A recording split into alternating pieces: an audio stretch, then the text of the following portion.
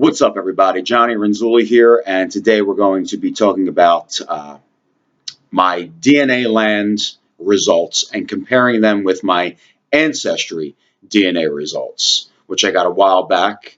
And what I did was I downloaded my raw data from Ancestry DNA to DNA.Land, and now I have my results from DNA.Land. So we're going to be doing a little comparison video. So let me give you a quick rundown on what I am and what results I got from Ancestry DNA. My father is all Italian, which makes me half Italian.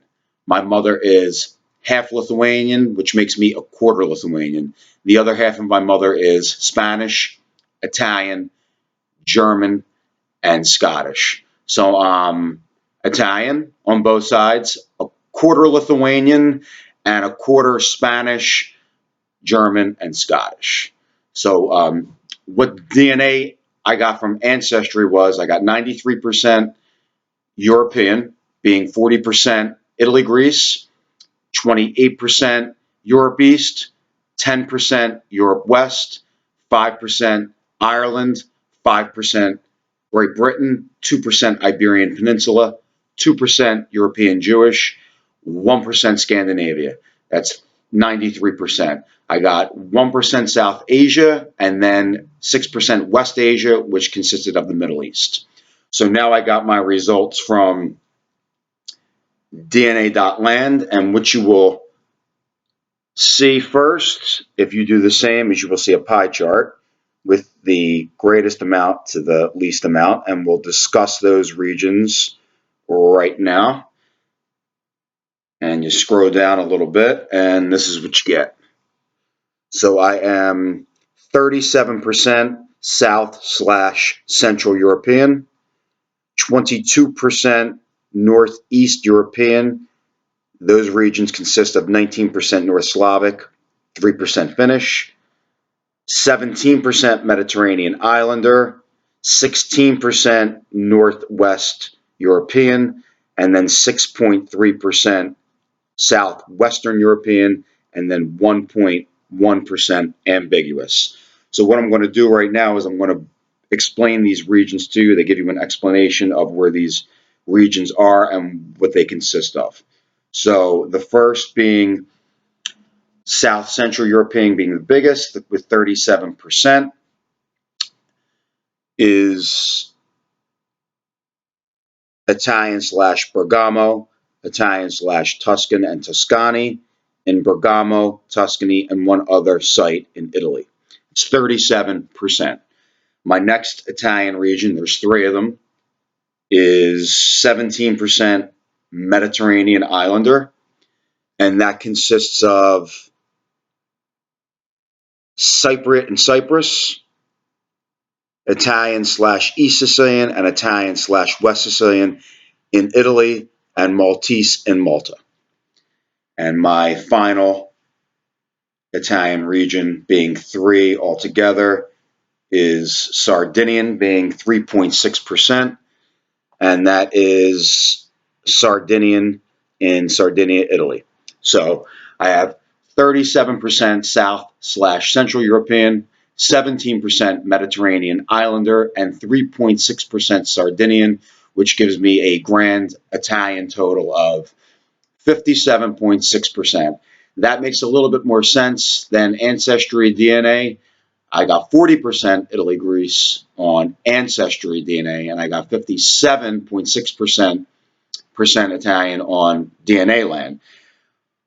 But I did get 6% Middle Eastern on Ancestry DNA, and if you look at the Mediterranean Islander on DNA.Land, which I'm 17%, Cyprus is in there. Now, on Ancestry DNA, Cyprus is located in the West Asia area on Ancestry DNA. Now, Cyprus is an island off the coast of Syria and Lebanon and south of Turkey. So I guess on DNA.Land, they consider that a Mediterranean islander. So that's that. Okay, so let's go into the other regions of Europe. We already did the Italian regions, like I said, are 57.6%. I am a quarter Lithuanian, so I did get 22% Northeast European, 19% being North Slavic, 3% being Finnish. And those regions consist of North Slavic being Belarus, Estonia, and Lithuania. Being a quarter Lithuanian, it's right there. And that 3% Finnish is Finnish in Finland. I did get 1% Scandinavia on Ancestry DNA. Finland is north of Lithuania. I'm sure there was a little mixing back in the day, so that's where that comes from. And then we have Northwest European, which is 16%, and that region consists of Scottish, British, Norwegian, Orkney Islands area. I did get 5% Ireland and 5% Great Britain, and then 10% Europe West on Ancestry DNA, so that's 20%. On DNA.Land, I got 16%. It's roughly around the same percentage. And then the final region I got was Southwestern European. Like I said, we equated the Sardinian in with Italy already, so that final 2.7% of Europe consists of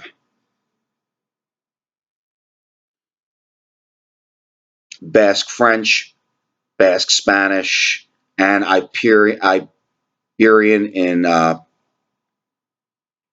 in Spain. So that 2.7% is here, and on Ancestry DNA, I got 2%. So that's roughly the same. And the 1% South Asian I got on Ancestry DNA is most likely the 1.1% ambiguous I'm getting here on DNA.Land. And if you go down and look at ambiguous, the South Asia area is in there. So that 1.1% is most likely from the South Asian region. So again, here is the breakdown.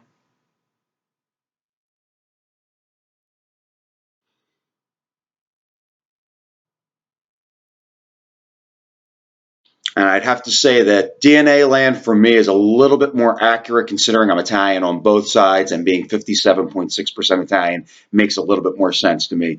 But both sites, DNA.Land and Ancestry, if you want to do your Ancestry, both very reputable outlets to get your DNA. I'm very proud that 37% of my Italian DNA comes from the Tuscany region. Tuscany has some of the oldest Italian genetic makeup in Italy, is in the Tuscany region. Also, the Etruscans were, some say they were indigenous to that region, others say they came from the Anatolia region of Turkey. But the Etruscans were there 1,000 years before the Romans. When the Romans got to Italy, the Etruscans were already there. The Etruscans taught the Romans basically everything they know, and the Etruscans don't get the credit they deserve. So being 37% Tuscan / Etruscan, that area used to be called Etruria. It's now Tuscany. So 37% of my DNA coming from that region makes me very proud. I'm actually proud of all my regions, as everyone should be proud of what they are. So they are my DNA.Land results compared to my Ancestry DNA results. Next, I'll be doing a comparison video on using GEDmatch. Now, I heard GEDmatch is a little bit more difficult.